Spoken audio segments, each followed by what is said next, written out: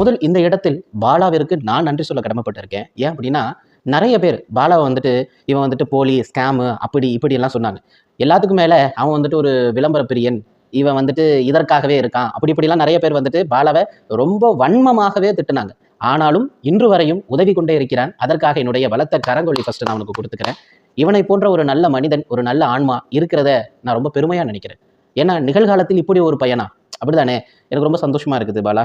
உண்மையிலேயே உனது அன்னை மிகவும் பெருமைப்பட வேண்டும். இப்படி ஒரு புள்ளையா உன்ன பெறதுக்கு. அதுலயும் உங்க அம்மாவினுடைய ஒரு வீடியோவை கூட நான் பார்த்தேன். நான் அத பதிவு செஞ்சு வச்சிருக்கேன். 10th வந்து 500க்கு 490 மார்க் வாங்கினேன். 500 மதிப்பெண்ணுக்கு 490 எடுத்து 10ஆம் வகுப்பில் ஸ்கூல்லயே செகண்ட் இடத்துக்கு நீ வந்திருந்ததை நான் பார்த்திருந்தேன்.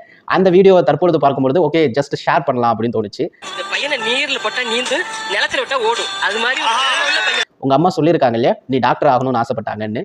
உண்மையிலேயே நீ டாக்டர் ஆயிட்ட. ஃபர்ஸ்ட் குரூப் சேர்த்து டாக்டர் ஆகணும்னு ஆசைப்பட்டான். ஆனா ஆக்டர் ஆயிட்டாரு.